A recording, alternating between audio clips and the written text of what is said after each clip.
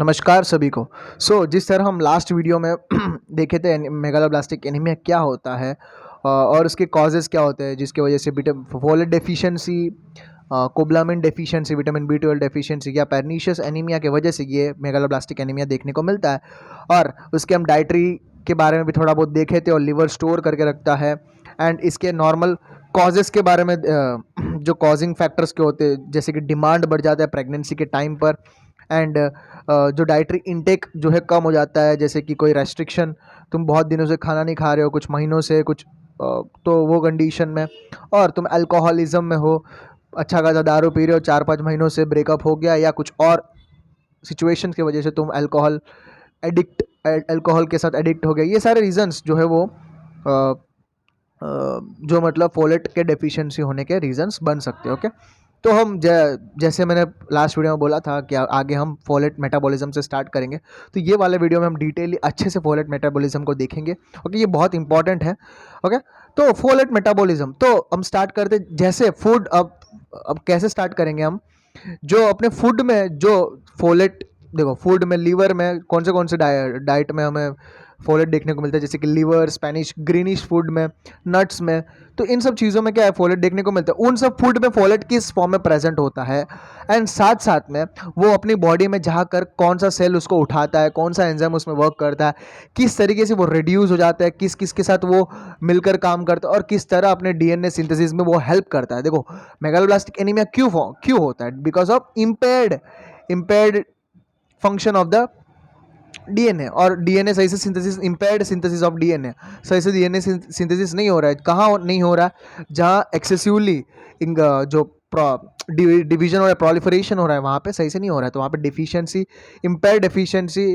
Impaired synthesis of DNA जो है देखने को मिल रहा है। तो वो क्यों होता है, तो हम स्टार्टिंग से लेकर एंड तक बहुत अच्छे से देखते जाएंगे। ये बहुत इंपॉर्टेंट है फोलेट मेटाबॉलिज्म। ओके, और ये फोलेट मेटाबॉलिज्म तुम एग्जाम में कहीं लिखोगे या तुम अच्छे से याद होगा थोड़ा बहुत भी, तो तुम्हारा जो है कंसेप्चुअल क्लैरिटी भी अच्छा होगा। अगर तुम फोलेट डेफिशिएंसी पढ़ लिया ना, तुम्हें विटामिन B12 डेफिशिएंसी का जो मेटाबॉलिज्म है, मतलब विटामिन B12 का जो मेटाबॉलिज्म है वो भी एग्जैक्टली सेम ही, बट थोड़ा ही डिफरेंस है जो वो तुम्हें पढ़ते पढ़ते समझ आ जाएगा। ओके, मैं समझाऊंगा। इन फूड प्रोडक्ट्स, अब फूड से हम फोलेट लेते हैं जो बाहर से हमें देखने को मिलता है। देखो, दो टाइप्स ऑफ प्रोडक्ट्स होते हैं, essential and non essential. Essential जो होते हैं जिसको हम बाहर से लेते हैं, ओके, और नॉन एसेंशियल जो है वो अपने बॉडी में प्रेजेंट होते ही है। ओके, तो ये जो एक एसेंशियल थिंग है, एसेंशियल प्रोडक्ट है जो हमें बाहर से लेना जरूरी है। In food product folic acid is present in the form of polyglutamate form. Polyglutamate के फॉर्म में फोलिक एसिड जो है प्रेजेंट होता है।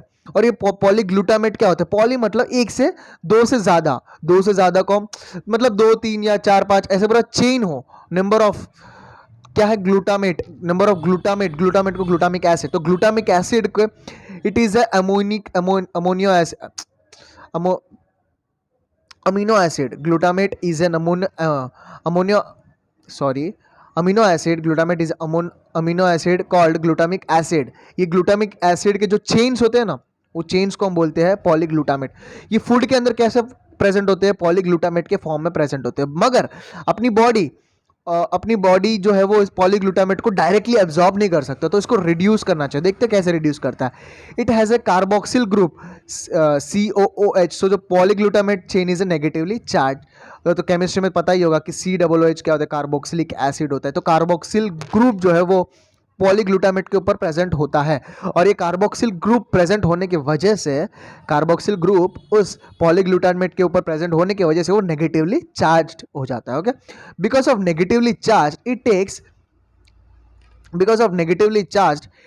इट मेक्स पोलर, ये पोलर बन जाता है। ओके, तो so it is soluble in water. Polar होने की वजह से इसी वजह से वो soluble in water but insoluble in lipids. जो चीज वाटर में सॉल्युबल है वो इनसॉल्युबल इन लिपिड होता है। ओके, तो ये नेगेटिवली चार्ज क्यों है? सबसे पहले पॉलीग्लूटामेट फॉर्म में वो फूड के अंदर प्रेजेंट होता है। ओके, पॉलीग्लूटामेट क्या होता है, this number of chains of glutamic acid is nothing but amino acid। Okay, वो नेगेटिवली चार्ज इसीलिए क्योंकि उसके ऊपर COOH ग्रुप प्रेजेंट है। Okay, and COO negatively charge होने की वजह से ये पोलर बन जाते हैं। पोलर होने की वजह से ये वाटर में सॉल्युबल हो जाते हैं, ना कि लिपिड में इनसॉल्युबल होता है। ओके, आगे देखते हैं। Because of this polyglutamate form के होने की वजह से folic acid is almost non absorbable from the GIT tract. मतलब मैंने अभी बताया ना, पॉलीग्लूटामेट एक लॉन्ग चेन है, तो ऐसे नेगेटिवली चार्ज और लॉन्ग चेन होने की वजह से वो अच्छे से अपनी बॉडी, अपनी जीआईटी गैस्ट्रो इंटेस्टाइनल ट्रैक्ट जो है वो सही से एब्जॉर्ब नहीं कर पाता है। Okay, because at the GI tract, at GIT surface, GIT का जो सरफेस होता है, all the cells are surfaced with lipid cell membrane. Okay, ये तो तुम्हें पता ही होगा। तो जीआईटी का जो सरफेस है, अंदर का जो इनर मोस्ट सरफेस है, वो किससे बना होता है? लिपिड सेल मेम्ब्रेन से होता है। ओके, तो लिपिड है तो वो अपना जो पॉलीग्लूटामेट जो है वो इनसॉल्युबल, वो सॉल्युबल नहीं है, वो सिर्फ वाटर में सॉल्युबल है। वाटर सॉल्युबल है तो वो इजीली वाटर से पास ऑन हो सकता था, मगर वो वाटर सॉल्युबल नहीं है, वो लिपिड इनसॉल्युबल है, तो वो लिपिड के थ्रू जा नहीं सकता। तो उसको कुछ ना कुछ चाहिए ताकि वो सरफेस के थ्रू पास आउट होकर जिजिनल म्यूकोसल सेल्स के अंदर जा सके। ओके, हम देखते हैं कौन सी चीज हेल्प करती है। सो टू मेक एब्जॉर्बल, इसको एब्जॉर्ब करवाने के लिए there is a special enzyme. Special enzyme का नाम क्या है? फोलेट कॉन्जुगेस। ओके, नाम ध्यान मतलब याद रखो, फोलेट कॉन्जुगेस नाम का एक एंजाइम है जो jejunal cells present on the cell membrane of jejunal cells, कहाँ एब्जॉर्ब होता है? फोलेट जिजिनम पे होता है। ओके, ध्यान से सुनो, अपना जो जुजिनम एंड इलियम, जो मिडिल वाला पार्ट है स्मॉल इंटेस्टाइन का, जुजिनम वाला पार्ट, वहां पे जो है जुजिनल म्यूकोसल सेल्स होते हैं, जो सरफेस जो है वो लिपिड से कवर अप होता है, जो पॉलीग्लूटामेट उसके थ्रू पास आउट नहीं हो सकता। ओके, तो उस कंडीशन में कौन सा एंजाइम हमें हेल्प करता है? फोलेट कॉन्जुगेस जो है हेल्प करता है। So this enzyme cut down the, तो ये एंजाइम करता है, एंजाइम का काम क्या है भाई? काट देना। ओके, प्रोसेस को ईजी कर देना। तो जो पॉलीग्लूटामेट जो बहुत बड़ा चेन है उसको टुकड़े टुकड़े में काट देगा, पॉलीग्लूटामेट को मोनोग्लूटामेट में कन्वर्ट कर देगा। पॉलीग्लूटामेट को मोनोग्लूटामेट, अभी एक ही ग्लूटामिक एसिड है। ओके, पॉलीग्लूटामेट को टुकड़े टुकड़े में काट दिया, मतलब बोलते ना कि इतना बड़ा पिज्जा है, तुम पूरा पिज्जा को तुम अचानक मतलब एक ही साथ में नहीं खा सकते ना, उसको पीसेस पीसेस में ही खाओगे तो ही अच्छा रहेगा, तो ही तुम्हें खाने में ईजी लगेगा।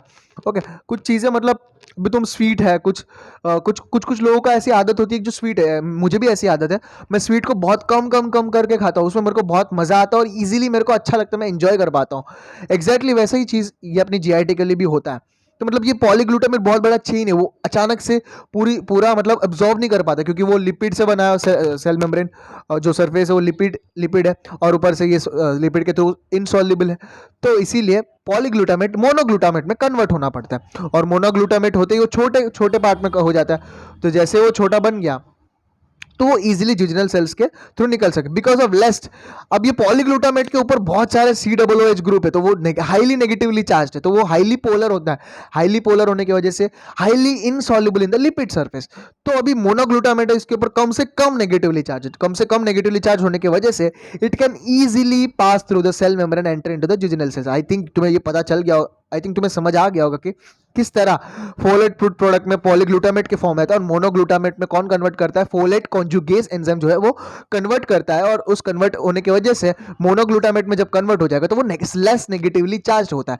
लेस नेगेटिवली चार्ज होने की वजह से वो इजीली जुजिनल म्यूकोजल सेल्स के थ्रू, वो पास सेल मेम्ब्रेन के थ्रू पास आउट होकर वो अंदर घुस जाता है। ओके, इन अब मोनोग्लूटामेट जो है वो सेल मेम्ब्रेन मतलब सेल के अंदर, जुजिनल सेल के अंदर पहुंच गया। अब देखते हैं आगे क्या होता है। इन जुजिनल सेल्स के अंदर monoglutamate is converted into tetrahydrofolic acid. अब मोनोग्लूटामेट जो है वो टेट्राहाइड्रोफोलिक एसिड, THF। ओके, ध्यान से नाम, THF के नाम से हम आगे देखते रहेंगे। ओके, तो मोनोग्लूटामेट जैसे ही सेल के अंदर जाएगा तो कौन सा एंजाइम आएगा? Tetrahydrofolate reductase. टेट्राहाइड्रोफोलेट रिडक्टेज जो है वो जिजिनल म्यूकोजल सेल्स के अंदर पहले से ही प्रेजेंट होता है। ओके, जैसे ही प्रेजेंट होता है वो आज आएगा और आकर जो मोनोग्लूटामेट को टेट्राहाइड्रोफोलिक एसिड में कन्वर्ट कर देगा, जिसको हम शॉर्ट में THF के नाम से जानते हैं। अब ये डायग्राम के थ्रू अब देखो, फोलेट मेटाबॉलिज्म इन चार्ट फॉर्म। ओके, तो ये जो लेयर है रेड कलर का जो मैंने बनाया, ये जो है जुजिनल म्यूकोजल सेल है। फूड से हमें पॉलीग्लूटामेट निकला, पॉलीग्लूटामेट से कौन सा एंजाइम हमें हेल्प करता है जुजिनम के थ्रू निकलने के लिए? फोलेट कॉन्जुगेस। और वो एंजाइम हेल्प करता है, जैसे ही वो मोनोग्लूटामेट में कन्वर्ट करते हैं, मोनोग्लूटामेट जो है वो THF टेट्राहाइड्रोफोलिक एसिड में कन्वर्ट होता है। कौन कन्वर्ट करता है? टेट्राहाइड्रोफोलेट रिडक्टेज, यही नाम से तुम याद रख सकते हो। ओके, एंड नाउ अब ये जो टेट्राहाइड्रोफोलिक एसिड में जो कन्वर्ट हुआ है अपना जो मोनोग्लूटामेट जो है, पॉलीग्लूटामेट से मोनोग्लूटामेट बना, मोनोग्लूटामेट से टेट्राहाइड्रोफोलेट फोलिक एसिड बना। अब ये टेट्राहाइड्रोफोलिक एसिड जो है वो जो जुजिनल सेल्स होते हैं वो मिथाइल ग्रुप चिपका देते हैं, मतलब एक वन टाइप ऑफ स्टिकर चिपका देते हैं कि भाई ये मिथाइलेशन कर देते हैं। मतलब सी मिथाइल मतलब क्या होता है, CH3 जो मिथाइल चिपका देते हैं। ओके, THF को, टेट्राहाइड्रोफोलिक एसिड को मिथाइल चिपका देते हैं तो वो मिथाइलेटेड हो जाता है। तो हम इस तरह लिख सकते हैं कि CH3THF। ध्यान, आई होप तुम्हें समझ आ गया होगा कि जुजिनल सेल्स के अंदर मोनोग्लूटामेट को टेट्राहाइड्रोफोलेट रिडक्टेज जो है वो एंजाइम आकर टेट्राहाइड्रो जो मोनोग्लूटामेट है उसको टेट्राहाइड्रोफोलिक एसिड में कन्वर्ट कर देता है। और टेट्राहाइड्रोफोलिक एसिड में जब वो कन्वर्ट हो जाता है तब वो सेल्स के अंदर जो सेल्स क्या करेंगे, फिर उसको मिथाइल ग्रुप चिपका देते हैं। तो क्या बोलते हैं, मिथाइलेटेड टेट्राहाइड्रोफोलिक एसिड में कन्वर्ट हो जाते हैं। और ये टेट्राहाइड्रोफोलिक एसिड में कन्वर्ट हो जाते हैं तो तुम समझ सकते हो कि ये एक स्टोर के फॉर्म में यूज होता है। Then leave the jejunal sales, तब ये मिथाइलेटेड हो जाता है। जब उसके ऊपर स्टिकर चिपक जाता है मिथाइल का, तब वो leave the jejunal cells and enter into the blood stream, तो जुजिनल सेल से रिलीज होकर ब्लड स्ट्रीम के अंदर मिल जाएंगे। ओके, और जो देखो यार डायग्राम से देखो, मिथाइलेटेड होने के बाद वो ब्लड स्ट्रीम में, ये ब्लड स्ट्रीम है, ब्लड स्ट्रीम के अंदर वो चले जाते हैं। तो ब्लड स्ट्रीम में जाने के बाद ये क्या करते हैं, ब्लड स्ट्रीम में है अभी, ओके, ब्लड स्ट्रीम में है, वो आगे क्या करेंगे, some of the methylated tetrahydrofolic acid is stored in the liver for 2 to 4 months। तो मैंने बोला था ना, पहले से ही भगता आ रहा हूँ, जो कुछ फोलिक एसिड जो है वो कुछ स्टोर लिवर जो है 2 से 3 महीने तक स्टोर करके रखता है। Okay, for the spare. Okay, कुछ CH3 मतलब मिथाइलेटेड टेट्राहाइड्रोफोलेट जो है वो लिवर स्टोर करके रखता है। एंड मोस्ट ऑफ द कुछ अमाउंट ही स्टोर कर रखता है, बट ज्यादातर बॉडी तुरंत ही यूज कर लेता है। Most of the methylated tetrahydrofolic acid will get used by the metabolically active cells. मैंने यहां लिखा है मेटाबॉलिकली एक्टिव सेल्स, जो बहुत एक्टिव होते हैं। अपने GIT का जो सरफेस इपिथेलियल सेल्स होते हैं, अपने टंग के ऊपर बकल कैविटी में जो म्यूकोसल सेल्स होते हैं, ओके, और बोन मैरो के जो सेल्स होते हैं वो मेटाबॉलिकली बहुत एक्टिव होते हैं। उन्हें मतलब तुरंत उन्हें डिवाइड होना जरूरी है ताकि अपनी बॉडी के मेटाबॉलिज्म को, अपनी बॉडी को पूरी सही तरीके से इक्विलिब्रियम में रखने के लिए। ओके, एंड देन आगे, and folic acid is used to synthesise. Folic acid का काम क्या, मैं पहले से बोलता हूं, फोलिक एसिड हमें डीएनए प्रिकर्सर्स को बनाने के लिए काम आता है। डीएनए को स्टार्टिंग में क्या चाहिए होते हैं, डीएनए का कुछ न्यूक्लियोटाइड्स चाहिए होते हैं, उन न्यूक्लियोटाइड्स को बनाने के लिए मतलब बनाने के लिए क्या काम आता है, फोलिक एसिड जो काम आता है। Folic acid used to synthesise DNA precursors which are essential for DNA replication and cell division. तो देखो सेल डिवीजन यहाँ मैंने लिखा है, जो बोन मैरो के अंदर बहुत सारे सेल्स होते हैं वो कंटिन्यूसली डिवाइड होते रहते हैं। जो एपिथेलियल सेल्स होते हैं वो कंटिन्यूसली डिवाइड होना जरूरी है, उन्हें बॉडी को मेंटेन रखने के लिए उन्हें कंटिन्यूसली डिवाइड होना जरूरी है। तो अगर फोलेट की डेफिशिएंसी हो जाती है, जो कंटिन्यूसली डिवाइडिंग सेल्स जो होते हैं वो डिवाइड नहीं हो पाएंगे, जिसकी वजह से बहुत सारे प्रॉब्लम आएंगे जो पैथोजेनेसिस में देखेंगे आगे। ओके, ऑन टारगेट सेल्स के पास जाएंगे CH3 मतलब methylated tetrahydrofolic acid. These are specialised membrane protein called folic acid transporter. There is a specialised membrane protein called, एक मेम्ब्रेन के ऊपर जो टारगेट सेल्स होते हैं, ओके, जो टारगेट सेल बोन मैरो के अंदर जो RBC के प्रिकर्सर्स होते हैं वो टारगेट सेल हुआ, समझो। फॉर एग्जांपल, वो टारगेट सेल्स के ऊपर जो मेम्ब्रेन के ऊपर क्या प्रेजेंट हो, फोलिक एसिड ट्रांसपोर्टर, जिसको हम इन शॉर्ट फैट, वो वाला फैट नहीं, फोलिक एसिड ट्रांसपोर्टर, जो फोलिक एसिड को लिया, मिथाइलेटेड टेट्राहाइड्रोफोलिक एसिड को लिया और उसको सेल के अंदर ट्रांसपोर्ट कर दिया। देखो ब्लड के अंदर मिथाइलेटेड टेट्राहाइड्रोफोलिक एसिड कुछ जो लिवर स्टोर कर दिया, और जो टारगेट सेल के पास, ये पूरा टारगेट सेल है, समझो। ओके, तो टारगेट सेल के पास गया, टारगेट सेल के अंदर घुसने के लिए भी एक ट्रांसपोर्टर प्रोटीन काम आते हैं। उस प्रोटीन का नाम है फोलिक एसिड ट्रांसपोर्टर, जो मैंने अभी बताया, इन शॉर्ट फैट के नाम से जानते हैं। और ये CH3 जो है सेल के अंदर पहुंच गया। ओके, अब आगे देखते क्या हो जाता है। Okay, and now this moves the circulating methyl into the cells। ये जो फोलिक एसिड ट्रांसपोर्टर जो वो मिथाइलेटेड टेट्राहाइड्रोफोलिक एसिड को सेल के अंदर पहुंचा देता है। Okay, once methyl THF tetrahydrofolic acid entered into the cell, it transfers its methyl group to the vitamin B12। देखो आया ना विटामिन B12, तो इसीलिए मैं बोल रहा था कि विटामिन B12 एंड फोलेट जो है वो दोस्त मिलकर काम करते हो। एक के बिना दूसरा काम नहीं, अगर एक ज्यादा है, एक प्रेजेंट नहीं है, तो दूसरे का भी कोई काम नहीं है, वैसा काम हो जाता है यहाँ पे। ओके, तो जैसे ही वो अपने सेल के अंदर पहुंच जाता है, जैसे ही सेल के अंदर पहुंच जाएगा, जैसे ही सेल के अंदर पहुंच जाएगा, ये जो मिथाइल ग्रुप जो लेकर आया है जुजिनल सेल्स के थ्रू, मिथाइलेटेड होकर आया है टेट्राहाइड्रोफोलिक एसिड, अपना मिथाइल ग्रुप जो है वो विटामिन बी 12 को देगा। विटामिन बी 12 भी हमें बाहर से लेने की जरूरत है, तो अभी वो हम विटामिन बी 12 डेफिशिएंसी के अंदर देखेंगे। तो विटामिन बी 12 जो है वो जो CH3 मिथाइल जो किससे लेगा, तो विटामिन बी 12 को मिथाइल की जरूरत है, तो मिथाइल कौन प्रोवाइड करेगा, अपना मिथाइलेटेड टेट्राहाइड्रोफोलिक एसिड। तो इस तरह ये दोनों का कनेक्शन हो रहा है। ओके, एंड विटामिन बी 12 जो है वो CH3 ले लिया, तो वो क्या बन गया, मिथाइलोकोब्लामिन। समझ रहे हो, बहुत सारे मेडिकेशन जो विटामिन बी 12 डेफिशिएंसी को जो इंजेक्शन देते हैं, रेड कलर का होता है, जो मिथाइलोकोब्लामिन, तो यही होता है, यही वो डायरेक्ट फॉर्म में मिलता है मिथाइलोकोब्लामिन। मतलब उसमें तुम्हें टेट्राहाइड्रोफोलेट मेथाइलेशन की कोई जरूरत नहीं है, डायरेक्ट तुम मिथाइलोकोब्लामिन चढ़ा सकते हो, दे सकते हो। और नाउ मिथाइलोकोब्लामिन जो है वो, और अपना जो मिथाइलेटेड टेट्राहाइड्रोफोलेट है, जो अपना मिथाइल ग्रुप विटामिन बी 12 को दे दिया, अब वो टेट्राहाइड्रोफोलेट जो फ्री हो गया मिथाइलिश, उसके पास मिथाइल ग्रुप अभी नहीं है, फ्री टेट्राहाइड्रोफोलिक एसिड है in the process. This free tetrahydrofolic acid gets extra methylene. पहले मिथाइल मिला था, CH3 मिली थी पहले, अब CH2 मिलेगा। ओके, मिथिलीन ग्रुप, अब पहले जिजनल सेल्स ने उसको कौन सा स्टिकर चिपकाया था, CH3 का स्टिकर चिपकाया था, मिथाइलेटेड किया था, मिथाइलेशन किया था, मिथिलीन CH2 स्टिकर चिपकाया उन सेल्स ने फ्रॉम सीरिन।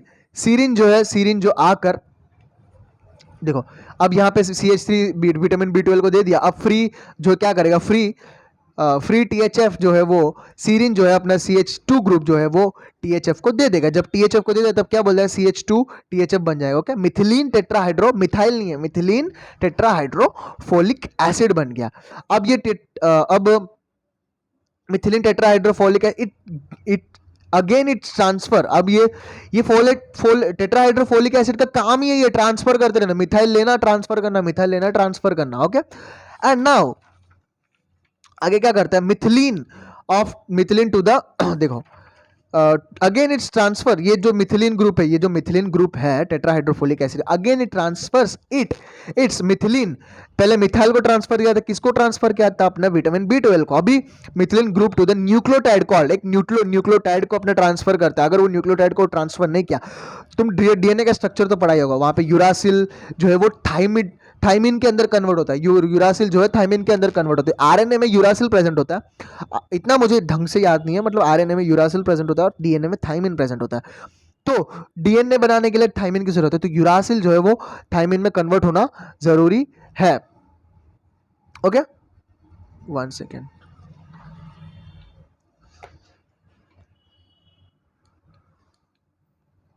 ओके, यूरासिल जो है थाइमिन में कन्वर्ट होना जरूरी है। एंड तो जो मिथिलीन ग्रुप है CH2 THF जो है, ये अपना CH2 जो है वो DUMP मतलब डी ऑक्सी यूरिडिन यूरासिल से तुम इसको याद, D uridine monophosphate, deoxyuridine monophosphate को अपना CH2 ग्रुप दे देता है। जैसे ही CH2 देखो, एक के ऊपर एक केमिकल जो है, एक के ऊपर एक क्या बोलते हैं, मॉलिक्यूल जो है डिपेंडेंट, एक मॉलिक्यूल की डेफिशिएंसी है, ये सब काम करना ही बंद कर देंगे। ओके, तो इसकी वजह से तो इतने सिवियरिटी प्रॉब्लम कॉम्प्लिकेशंस आ जाते हैं, इसीलिए तो इतना इंपॉर्टेंट DNA सही से बन ही नहीं पाता है, क्योंकि पूरा फोलेट और विटामिन बी 12 का पूरा DNA के साथ लेना देना होता है। ओके, तो डीऑक्सी यूरिडिन मोनोफॉस्फेट जो है वो DTMP डीऑक्सीथाइमिडिन, थाइमिन से तुम्हें ये याद रहेगा, मतलब यूरासिल से थाइमिन में कन्वर्ट हो रहा है इन शॉर्ट, और डीऑक्सीथाइमिडिन मोनोफॉस्फेट में कन्वर्ट हो जाता है। देन इट कन्वर्टेड इनटू, ये जो DTMP है जो कन्वर्टेड इनटू थाइमिडिन। अब ये थाइमिडिन का काम तो तुम्हें पता है, it is that nucleotide used to building the DNA बनाने के लिए जो अपना थाइमिडिन जो है यूज होता है। ओके, आई होप तुम्हें समझ आ गया होगा। तो अब हम देखेंगे जो अपना जो यहां पे मैंने लिखा है, फ्री THF जो है वो सीरीन से CH2 लेगा, CH2 लिया, अपना CH2 जो किसको देगा, DUMP डीऑक्सी क्या था, भूल गया, sorry, deoxy uridine monophosphate, uridine monophosphate को देगा CH2, तो उसको डीऑक्सी थाइमिडिन मोनोफॉस्फेट में कन्वर्ट कर देगा, और ये किस में कन्वर्ट होगा, थाइमिडीन जो है वो डीएनए सिंथेसिस में काम आएगा। ओके, एंड यहाँ पे जो मिथाइलोकोब्लामिन दिया था उसका वो क्या करेगा, मिथाबिल, वो भी एक बार देख लेते हैं। देन दैट मिथाइलोकोब्लामिन, जो methylcobalamin transfers its methyl group to the homocysteine. अब तुम पूछोगे ये होमोसिस्टीन आया कहाँ से, मैं बताऊंगा। ओके, और ये होमोसिस्टीन जो अपनी बॉडी को हार्मफुल सब्सटेंस है, जो अपनी बॉडी में नहीं होना चाहिए, उसको अपनी लेवल मेंटेन करके रखनी है। वो इंक्रीज होगी तो अपनी बॉडी में हार्ट प्रॉब्लम्स हो सकते हैं। ओके, क्लॉटिंग डिसऑर्डर्स, एथेरोस्क्लेरोसिस होने के चांसेस। ओके, तो बहुत मतलब अच्छी चीज नहीं है in short. And converts its into the methylcobalamin, methyl group लिया, मतलब कोब्लामिन मिथाइल, विटामिन B12 जो है जब मिथाइल ग्रुप लिया तो मिथाइलोकोब्लामिन में कन्वर्ट हुआ। मिथाइलोकोब्लामिन क्या करेगा, अपना मिथाइल ग्रुप जो है होमोसिस्टीन को ट्रांसफर करेगा and converts it into the essential amino acid called the methionine. Homocysteine को मिथ्योनिन में कन्वर्ट करेगा। Okay, and so methylcobalamin keeps the low level of homocysteine in the body because it's harmful. तो ये harmful substance है।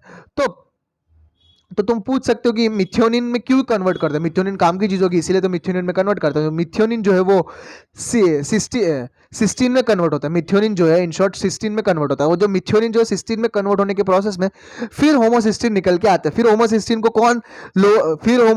कौन methionine में convert करता है, मिथाइलोकोब्लामिन। देखो, एक के ऊपर इतना कॉम्प्लेक्स थिंग है, हम डिटेल में पढ़ सकते हैं इस चीज को, बट उतना डिटेल में भी जरूरत नहीं है। बट वो सिर्फ क्या बोलते हैं, सेटिस्फैक्शन के लिए, ऑर्गेजम के लिए, इन शॉर्ट मजा आता है पढ़ने में भाई, बस दैट्स इट।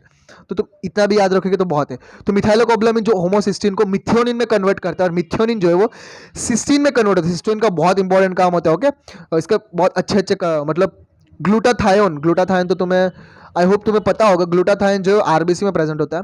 ओके, जो और सिस्टीन का एक और काम है, अपनी बॉडी में जो फ्री रेडिकल्स बनते हैं ना, उससे अपनी बॉडी को बचाता है।